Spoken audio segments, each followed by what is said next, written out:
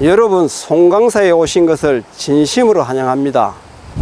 저는 송강사 해설사 적광 김영필입니다.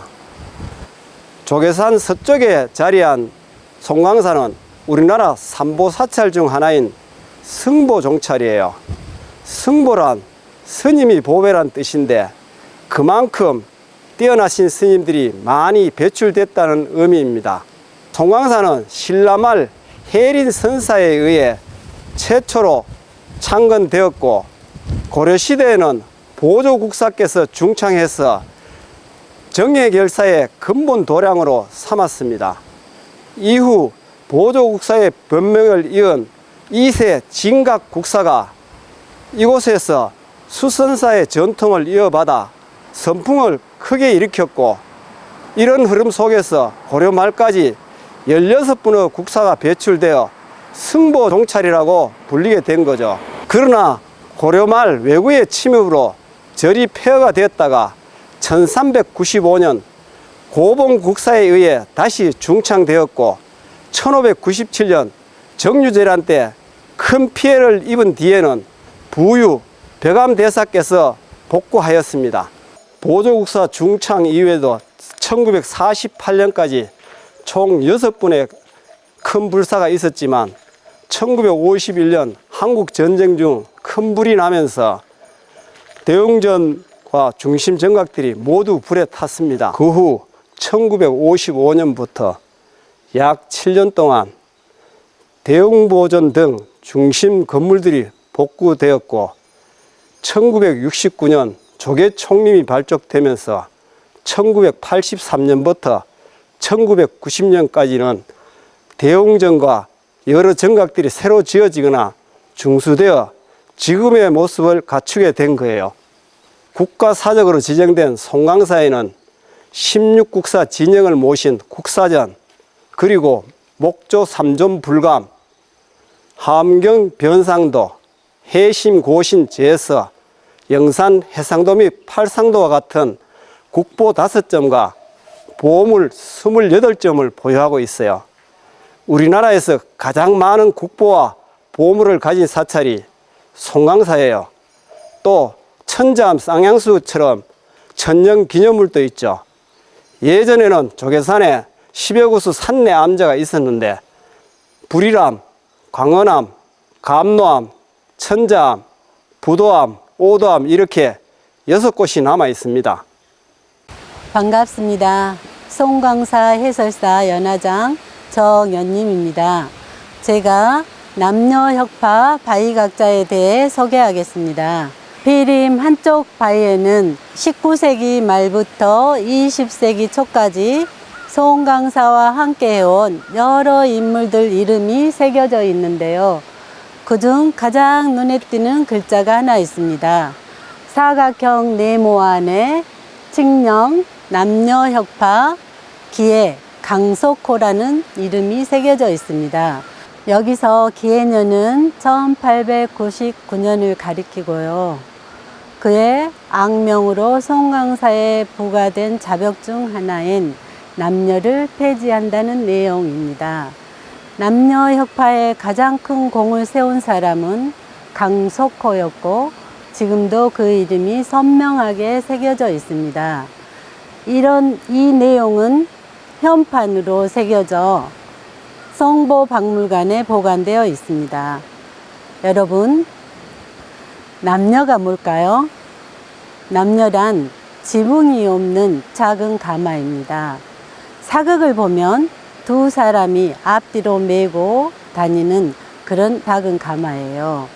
조선시대에는 불교 억압 정책으로 관리나 유생들이 송강사에 방문하면 스님들이 저기 보이는 망수봉에 올라가셔서 관리나 유생들이 도착하는 것을 확인하고 산문까지 스님들이 가셔서 관리나 유생을 모셔오는 역할을 맡았던 겁니다.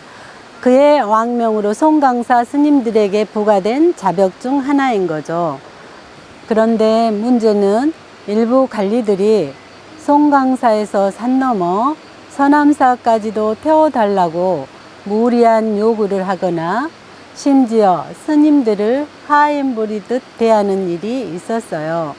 그래서 참다 못한 어떤 스님은 화가 나서 남녀를 계곡에 던져버려 관리가 사망하는 사건까지 일어났다고 합니다.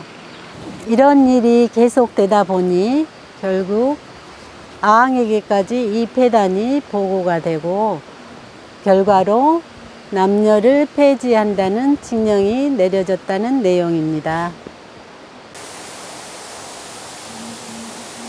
송강사에서 진성행 서성미입니다. 저는 조계문에 대해 얘기해 드릴게요. 순천 송강사 조계문은 언제 처음 세워졌는지 정확하게 알 수 없는데요. 다만 1802년 중창된 것과 1842년 큰 화재로 송강사 서북쪽 정각이 대부분 불에 타 없어졌지만 조계문만 남아 있었다는 기록이 조계산 송강사 사고에 기록되어져 있어요. 그래서 1802년 전 꽤나 오래전부터 이 자리를 지켜온 귀한 문이란 거지요.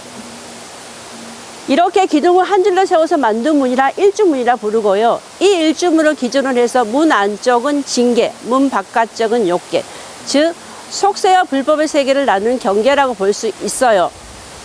문이라고 하지만 문이 없는 이유는 누구나 자유롭게 들어오란 의미로 문이 없습니다. 위에 보시면 대승선종 조계산 송강사라고 금색 한자로 쓰여진 현판이 걸려 있는데 여기서 대승선종은 송강사 실질적 창건주인 보조국사 스님께서 내세우신 즉 정해쌍수, 선정과 지혜를 함께 닦는 수행 방법을 다른 말로 표현한 것으로 선과 교가 홀로 설 수 없듯이 중생 부재가 둘이 아니라는 의미가 담겨져 있어요. 아래 보시면 승보종찰 조계총림이란 현판도 같이 걸려 있는데 승보는 스님이 보배란 뜻이고 종찰은 속가에서 말하는 종갓집처럼 크고 중요한 절이란 거지요. 조계는 조계산을 뜻하고 우리나라 선종 전체를 가리키는 말이기도 해요. 그리고 총림은 스님들이 많이 모여 산다고 해서 붙여진 이름으로 이 총림 안에는 부처님 경전을 배우는 강원, 참선 수행하라는 선원, 부처님 계율을 배우는 유론, 그리고 연불원이 다 갖춰진 큰 사찰을 말해요. 조계문 정면에 보시면 정면 한 칸 맞배준 건물로 되어 있고 처마는 겹처마로 이루어져 있어요. 공포는 건물 무게를 분산시켜주는 받침대 역할을 하고 정면과 뒤쪽 각각 5개씩 그리고 좌우 1개씩에서 모두 12개로 이루어진 다포식 구조예요. 그리고 양쪽 주기둥 앞뒤 4곳에 팔각형의 보조 기둥이 세워져 있고 주기둥 이 안쪽에 양쪽으로 영모리 모양이 장식되어져 있는데 이런 모습들은 조선 후기의 사찰 건축에서 자주 볼 수 있는 특징들이라고 해요. 그리고 보통 사찰 일주문을 보시면 주기둥만 세워져 있어서 양옆으로도 지나다닐 수가 있는데 송강사 조계문은 주기둥 양옆으로 토속 담정이 이어져 있어서 가운데 문으로만 지나다녀야 해요. 그래서 문으로만 지나다녀야 해서 문이라는 상징적 의미가 더 뚜렷하게 나타나는 것 같아요. 조계문 정면 양옆 계단 소묘돌에 동물상이 있는데 이 동물들은 무슨 동물로 보이시나요? 네, 원숭이 같기도 하고 사자 같기도 하는데 이렇게 소묘돌에 동물상을 둔 점 등은 이 지역적 특색을 잘 보여주고 있어요.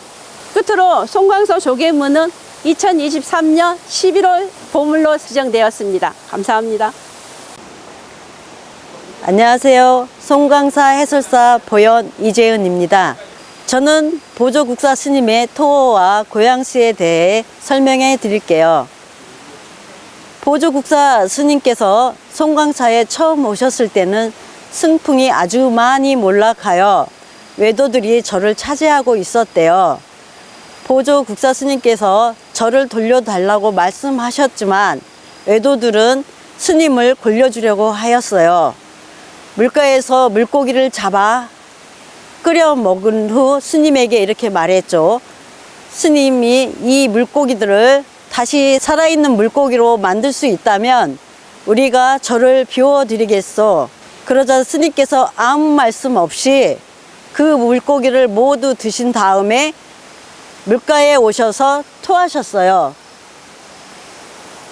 그러자 물고기들이 살아나서 움직이며 헤엄쳐 간 거예요. 그러니까 그 도력에 너무 놀란 외도들이 그날 바로 절을 비웠다고 해요.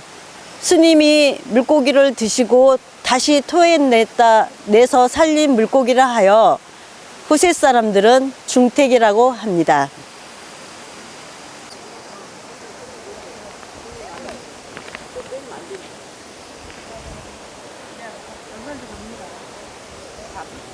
이어서 고향수에 대하여 말씀드릴게요.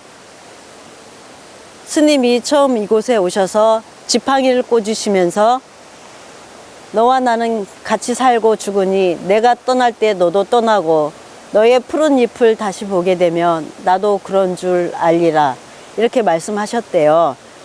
그것이 바로 송광사의 고향수예요. 스님의 수행 열기와 함께 잘 자라다가 스님이 53세에 입적하시면서 나무도 시들시들 하다가 죽었다고 해요. 그렇게 800년 동안 이어진 거죠. 스님이 다시 환생을 하시면 이 나무도 푸르게 될 것이라고 사람들은 얘기를 해요. 그런데 몇 년 전부터 몇 그루의 나무가 자라나기 시작했어요. 사람들은 스님이 환생하지 않았을까 하는 생각을 가지고 있습니다. 송광사가 창건된 이래로 많은 변화가 있었지만 지금 이 자리 주위가 가장 변하지 않은 곳이라고 합니다. 송광사 해설사 부르심 정선희입니다. 저는 사천왕문에 대하여 설명해 드리겠습니다. 여기는 사찰을 지키는 사천왕을 모신 곳이에요. 요즘으로 치면 검무소 같은 곳이죠. 순천 송광사 사천왕문은 처음 지어진 시기는 정확히 알 수 없어요. 하지만 송광사 사천왕문 중창상량문과 2004년 해체보수 때 확인된 상량 목서를 통해 1612년에 중창된 게 확실해요. 또 1951년 송각사 대화제 때 화를 면한 건물이라 건립 연대가 뚜렷하고 역사적, 학술적 가치가 높아요. 사천왕문은 정면 3칸, 측면 3칸의 규모로 이고주 오량가 답복의 맞배 지붕 건물이에요. 여기서 오량가는 지붕과 도리가 만나는 지점이 5군데예요. 문 안으로 팔짝 단면에 신고주를 세워 대들보를 보강하고 사천왕상 구역을 나누어 장식적인 아름다움을 강조했어요. 이러한 점들이 지역적인 특징을 잘 보여주어서 예술적, 학술적 가치가 높죠.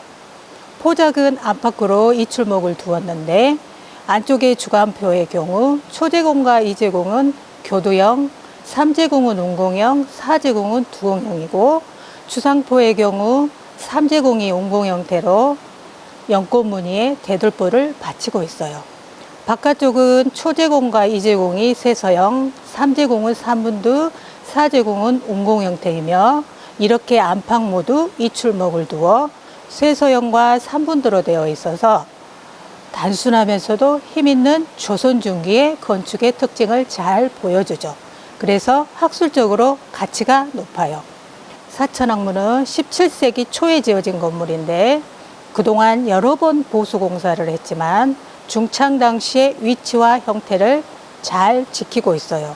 또 부유선사와 벽안각성과 관련된 천왕문 건축의 전통을 이어받고 있어서 역사적으로도 가치가 높죠.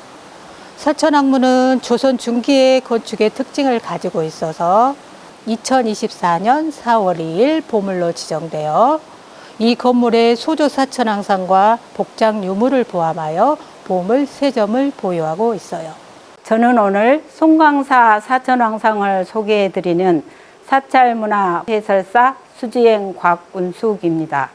사찰은 고요함 속에서 번잡한 생각을 내려놓고 잠시 내면을 들여다 볼 수 있는 공간이죠. 천왕문에는 절을 지키는 사천왕상이 모셔져 있습니다. 고대 인도의 기신의 왕이었는데 부처님 제자가 되어 불법을 수호하는 신으로 절을 찾는 이들을 보호해주고 바른 길로 안내를 해줍니다.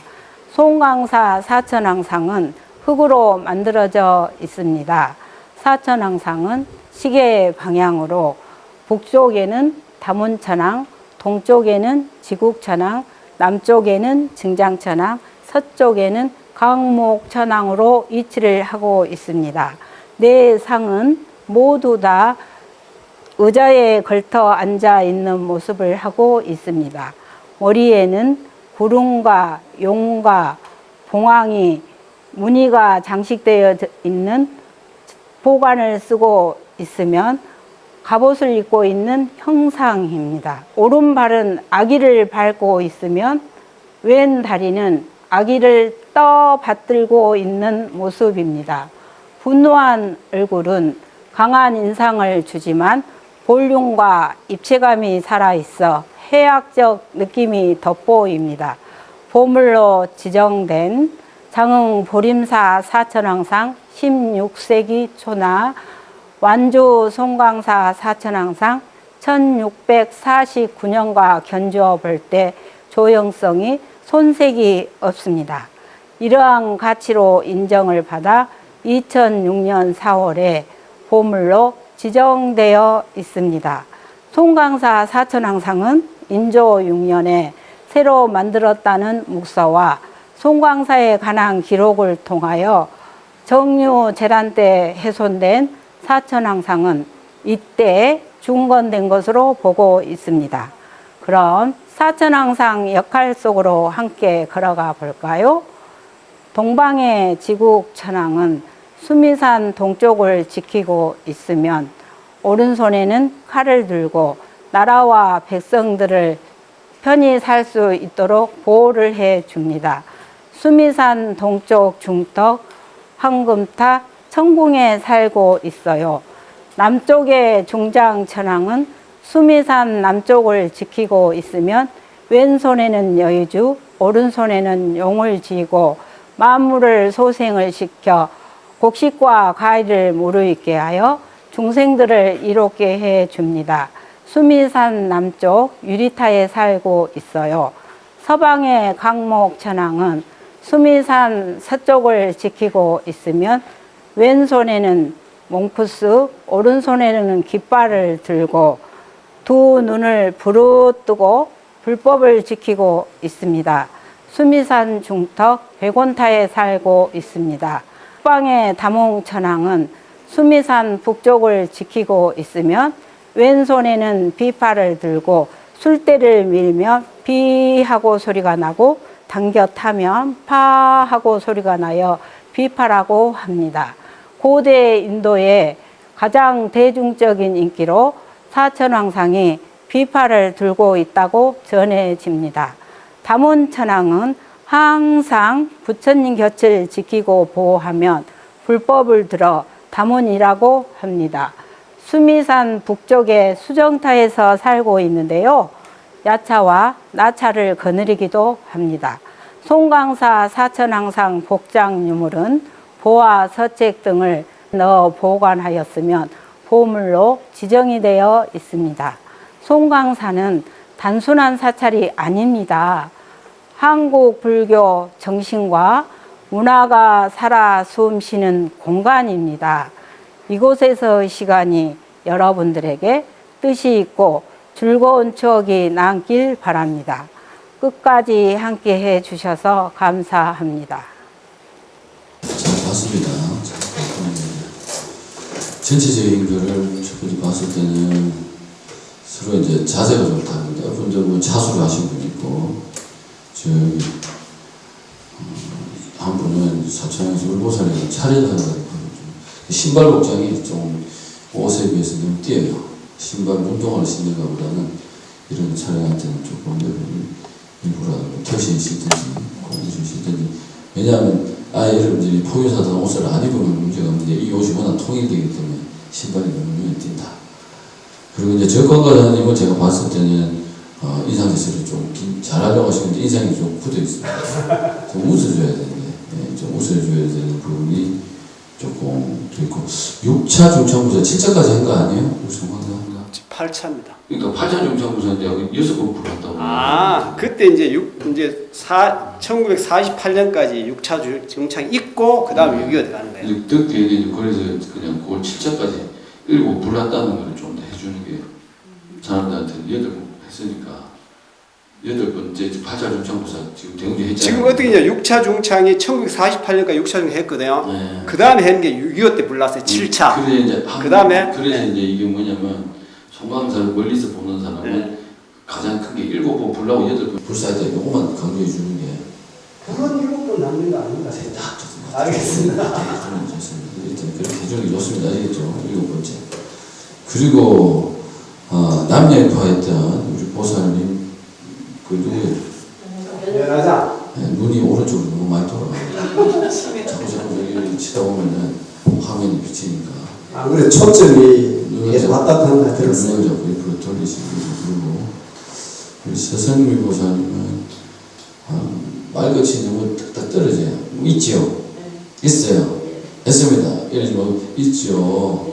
했어요. 여기는 끝을 이제 보살님이 긴장해서 괜찮은데 이제 설명을 할 때는 좀 늘려주는 게 좋죠. 해가지고 했습니다. 이렇게 좀 아시죠? 본인이.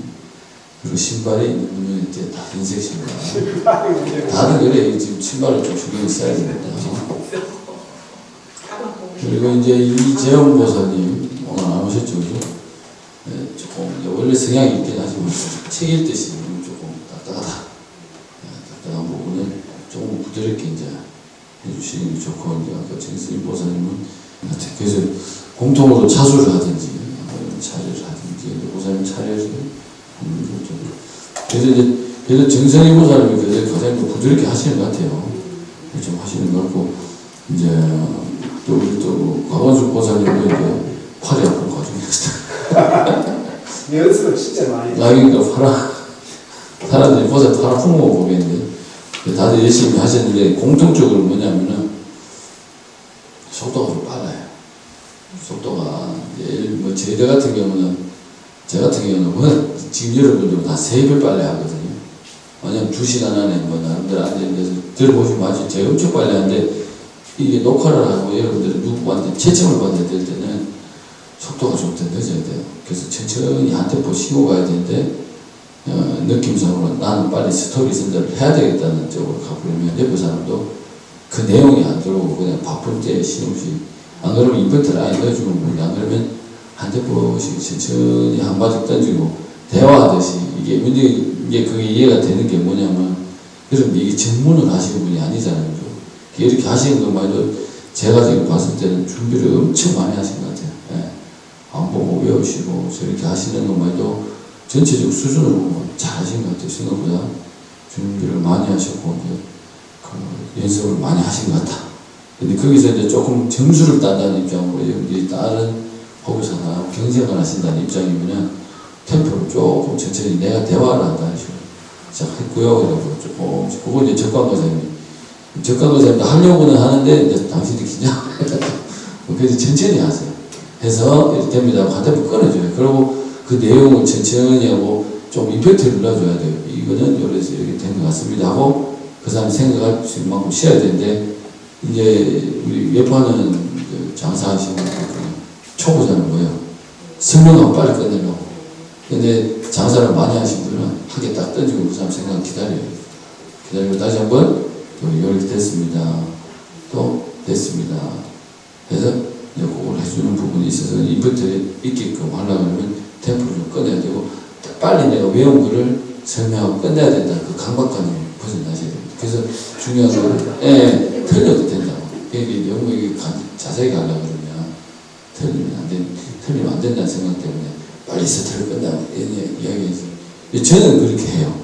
왜냐하면 워낙 내용을 하고 이게 어디 심사받는 게 아니라 근데도 이제 저 남자는 포인트를 넣어주잖아요. 여러분들이 어차피 심사를 받아야 되니까 동일한 제스처 그 다음에 신발까지도 이게 만약에 영상으로 이걸 채점을 받는다면 신발도 턴식이 나거든. 그래서 좀 미소를 좀 띄우고 연습을 엄청나게 많이 하시는 대단합니다. 네, 수고하셨습니다. 네. 고맙습니다. 처음에 사찰 해설 자격증만 따놓고 저희가 이제 그대로 있었어요. 근데 이렇게 아무리 집에서 연습한다고 해도 그 선에는 항상 있더라고요. 근데 그래도 이런 촬영을 계기로 해가지고 또 우리가 집에서 연습하고 하다 보니까 그래도 조금 한 발 정도 뛸 수 있는 준비, 뛰어봤다는 그런 경험을 해서 좋았던 것 같습니다. 하늘이 높고 마음이 밝아가는 가을, 조계산의 단풍잎이 더욱 깊어지는 이 계절에 송광사에서 사찰 해설을 하게 된 것을 참으로 감사하고 뜻깊게 생각합니다. 조사님들의 선맥이 흐르는 중요한 승보 사찰, 송광사에서 사찰 문화를 해설하면 우리 불교 역사와 부처님 가르침을 사찰을 찾는 분들에게 전하고 알 수 있다는 것이 저에게 큰 보람이자 자부심으로 남았습니다. 이 귀한 경험을 통해 전법도생의 뜻을 다시 되새기게 되었습니다. 가을 햇살처럼 따뜻한 부처님의 자비가 모든 분들의 마음에 스며들기를 바라며 이 공덕을 모든 이들과 함께 나누겠습니다. 저는 이 영상을 함께 참여하게 된 것만 해도 감사합니다. 연습하는 시간은 참 많이 부족했습니다. 그러나 좋은 시간이었고 내 마음 공부하는데 참 도움이 많이 됐고요. 송광사에 대해서 조금 더 많이 알게 된 계기가 된 것 같습니다. 감사합니다. 예, 저는 이번에 이걸 촬영하면서 사실 저희들이 총무도 얘기했지만 이게 해설사 자격증을 따고 사실 실전을 안 하다 보니까 사실 남들 앞에 낯서기 상당히 두렵거든요. 그리고 이번 기회에 그래도 우리 같은 포교사 해설사 분들이 경험을 했다는 게 큰 진짜 성과라고 볼 수 있어요. 그리고 사실 다 전부 다 나이들이 있다 보니까 외우고 돌았으면 다 잊어버려요. 그런데 우리 수지영 포교사께서는 계속 이 송광사와 시간 내서 와서 연습하고 그러다 보니 다른 분보다 사실 많이 기억하고 그러다가 제가 해보니까 일단 여기서 남들 앞에 자연스럽게 얘기하려면 그 내용을 암기가 돼야 돼요. 암기가 안 되면은 아까같이 이제 자기 외운 게 좀 익숙치 않으면은 빨리 그 끝내려는 마음에 어떻게 막 자기 얘기만 하고 말아요. 상대방이 뭐 어떻게 듣는지. 우리가 이 해설이라는 게 내가 아는 건 중요하지만 상대방인데 감이 와야 되거든요. 상대방이 아 그게 그렇구나. 고개 끄덕여져야 되는데 사실 지금은 아직까지 우리가 걸마 단계지만 이 이제 경험이 쌓이고 이러면 세월이 지나면 앞으로 우리가 해설하는데 많은 큰 도움이 되리라는 그런 생각이 듭니다. 그래서 이번 촬영은 좀 미흡했지만 그래도 우리가 이 우수사례 경진대에 참석했다는 게 앞으로의 우리의 앞날에 큰 아마 발자취를 남기지 않을까 그런 생각합니다. 이상입니다. 이제 우리가 해설사가 일반 우리가 우리 오는 불교 신도들인데 하는 부분도 있지만 저희들은 불교 문화 해설사이기 때문에 좀 이론적인 그 지식을 좀 많이 좀 습득을 해야 됩니다. 그래야 우리가 이제 나중에 해설할 때 해설에 듣는 사람들이 계층이 많이 있거든요. 그 계층에 맞게 어린이는 어린이에 맞게 해야 되고 그 다음에 일반 신도는 일반 신도 그리고 만약 포교사라든가 아니면 전문 학자들이 교수들 그런 사람들 오실 때에는 좀 심도 있게 해줘야 되거든요. 거기에 사실 인터넷에 떠다니는 대충 그 정보를 전달하면 그분들이 사실 그에 대해서 제일 큰 반응이 없어요. 그렇기 때문에 저희들은 요거는 포교사 이제 해설사 위주로 해서 교육을 진행하겠습니다. 교육 내용은 이제 석탑, 성탑, 석등 이런 이제 하는데 송광사에 사실 이런 부분이 별로 없어요. 없는데 다른 절에 가면 이제 보물이나 국보들이 대부분 다 석조물이 많아요. 그에 대한 이제 해설을 해드리겠습니다.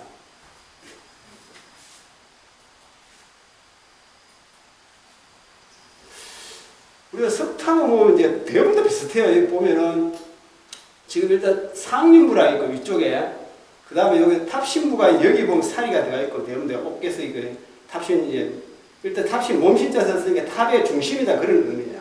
그리고 기단부는 기초 이것을 뭐 탑 신부나 올리기 위한 그런 지금 현재 지거든요. 요거에 대해서는 뒷장에 가서 자세히 좀 설명드리겠습니다.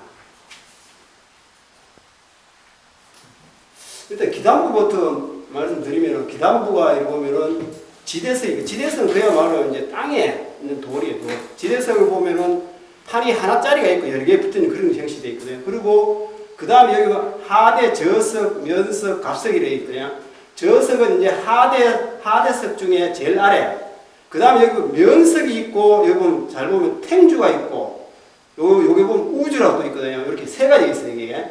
보면은, 요거는 이제 면석, 요거는 이제 우리 탱주, 중간에 이거. 모서리면은 우주. 이거 보면 우리가, 옆에서 보면 이게 층에 보면 기둥같이 생긴 게 여기서 세 가지를 이름을 붙여요. 그리고 그 위에 올라가면은 중석 받침이라 이거 개연 미리식이라고 여기에 대부분 돼 있어요. 장식에 의해서. 그리고 여기가 부연이라 부연이라는 우리가 보통 보면 설명할 때 보면은 뭐 하고 이럴 때 부연 설명한다 하잖아요. 없어도 될 것을 하나 추가로 더 돼야 합니다. 그리고 우리가 쉽게 해갖고 우리가 지금 한옥 기하에 보면은 처마가 있고 그건 부연이 있거든요. 그리고 겹처마에는 보통 보면은 처마 이제 석가래 하나만 하면 되는데 거기다 부연이라 하나 더 추가해. 그래갖고 우리가 건물을 더 웅장하게 만들 때 여기도 부연이라 추가로 되었다 그런 의미예요. 그리고 우리가 여기서 기억해야 될 게 요렇게 이제 한 판이 되면 갑석이 갑석. 우리가 여기서 갑석이고 이렇게 된 거. 그 다음 요런 세로 된 면석. 요 정도만 알면 될 것 같아요. 여기서는. 다음 넘어가겠습니다. 여기 이제 석등의 종이에 보면 이제 여기에 우리가 이제 이 간주석 이걸 보고 이제 나눕니다. 이거 보고 이제 이게 팔각이면 팔각석등. 요게 이제 북같이 생겼다고 고법형. 쌍사자 등은 쌍사자석등이 되어 있거든요. 그리고 팔각석등을 보면 우리가 뭐 법주서 4천왕상이 있고, 그 다음에 이제 고법형은 보면 하음사 각항제라고 큰 게 이제 거의 국보에 붙고, 임실 진석하고 있고, 쌍사자석등은 법주사 쌍사자석등하고 우리 광양에 중릉사시 보면 쌍사자석등이 있는데, 이게 지금 현재 그 자리에 안 있고, 광주 박물관에 그 안에 갖다 놨어요. 지금 현재 그 자연국적이 훼손된다 해갖고.